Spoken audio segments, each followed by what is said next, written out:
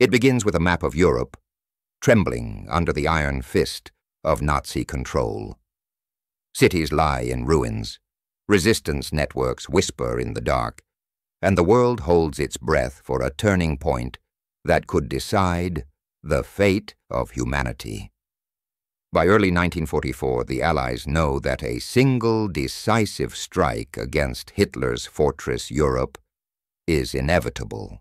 Yet the question that haunts every war room from London to Washington is not if they will invade, but where. The Nazis expect an attack. Their spies report constant movement across Britain. But amid the chaos of radio static and coded transmissions, a dangerous idea begins to take shape. To win this war, the Allies would have to deceive the greatest military machine in history. The plan would become known as Operation Fortitude. It was not a battle of tanks and soldiers, but of imagination and nerve. Its purpose: to convince Adolf Hitler that the Allied invasion of Europe would land in the wrong place. For the operation to succeed, the lie would need to be bigger, louder, and more convincing than any truth the enemy could uncover. The Allies would not merely hide their intentions. They would invent an entire world to distract from them. Behind the calm of English villages and the rolling fields of Kent, they began building the illusion of an army that never truly existed. Through archival black-and-white images and tense low-string notes, the scene immerses viewers in a world of smoke and mirrors.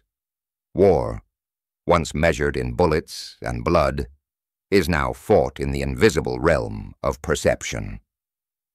The Allies' survival depends on their ability to outthink, outguess, and out-imagine the enemy. With every passing day, the stakes grow higher. If the deception fails, tens of thousands of soldiers could die before reaching the beaches of Normandy. If it succeeds, it could change the course of history forever. As the narrator's voice lowers, the camera pans over rows of empty tents and dummy vehicles glistening under the cold British rain. The silent birth of an illusion destined to fool a dictator. Transition. From the fog-covered fields of England, we move into the heart of deception itself, the creation of a ghost army that would turn fiction into the Allies' most powerful weapon. Across the English countryside in 1944, an army was coming to life, but not of flesh and blood. In vast open fields, under the watchful eyes of German reconnaissance planes, hundreds of soldiers worked tirelessly to assemble tanks that deflated like balloons, aircraft that weighed less than a man could lift, and camps that looked alive from the air, yet stood eerily silent on the ground. This was the first U.S. Army group, a grand illusion crafted from rubber, wood, and radio waves. Its mission: to convince Adolf Hitler that the Allies' full-scale invasion would target the Pas de Calais, the shortest crossing from England to France, not Normandy. The deception was orchestrated with breathtaking precision. Engineers and artists, stage designers and radio specialists, people who had never fired a shot in anger, became the architects of warfare's most extraordinary illusion. They painted fake shadows beneath inflatable tanks, built plywood aircraft with propellers that spun in the wind, and even left tire tracks leading nowhere. Day after day, this ghost army grew, a vast mirage stretching across southeastern England. From above to the German Luftwaffe cameras, it looked entirely real, a sea of military might waiting to strike. But illusion alone was not enough. The deception had to feel authentic. Military engineers synchronized radio transmissions to simulate the movement of entire divisions. One mistake could mean execution, not only for them, but for countless soldiers depending on their deception. They carried the unbearable weight of knowing that the lies they told were measured in human lives. Every coded message could save thousands, or doom them if misread. The emotional toll was immense, and yet these agents persisted, motivated by an unshakable belief that truth itself could be weaponized if used with precision.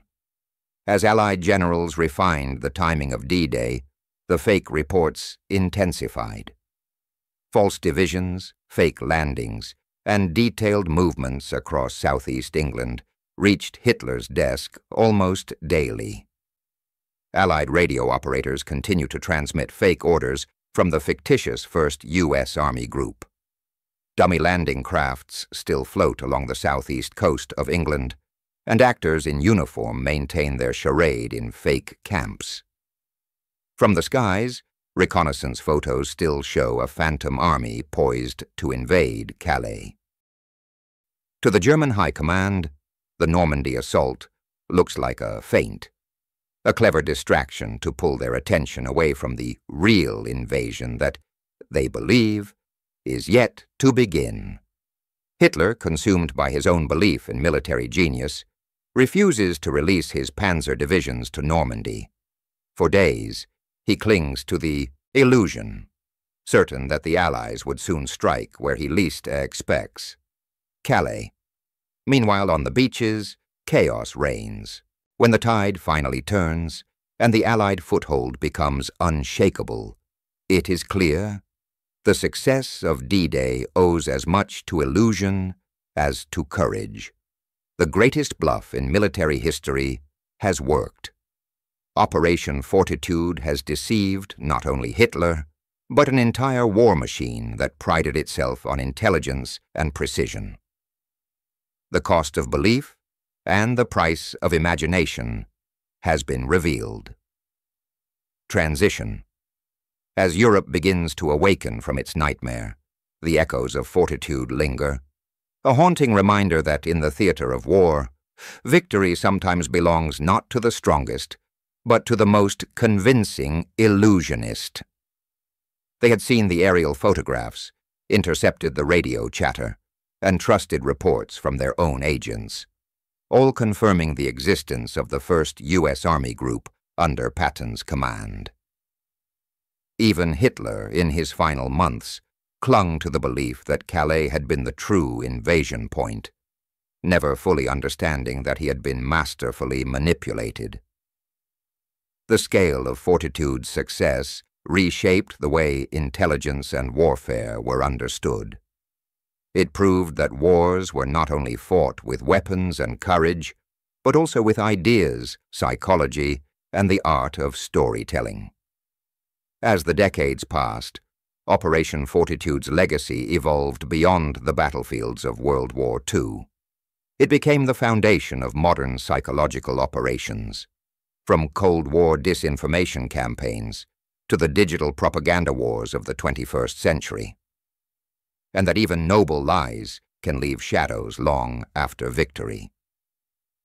The men and women who built the illusion rarely spoke of their work. Many took their secrets to the grave, their quiet heroism hidden behind classified files and faded photographs. Today, as the waves lap gently on the beaches of Normandy, the ghosts of Operation Fortitude remain. The empty tents, the wooden tanks, and the silent transmitters are gone, but the spirit of their creation endures. In every act of strategy, every calculated deception, every whisper of intelligence that shapes the fate of nations. The story of Fortitude is not just about how the Allies fooled Hitler. It is about how humanity, at its most desperate, turned imagination into its greatest weapon. The camera drifts across the tranquil shoreline, the same sands once soaked in fear and sacrifice. The narrator's voice fades with a final reflection that in war, truth is seldom pure and rarely simple. For in the quiet, after the storm, one lesson remains clear. Sometimes the most powerful victories are the ones that no enemy ever sees. The same principles that fooled Hitler now echo in cyberspace, in politics,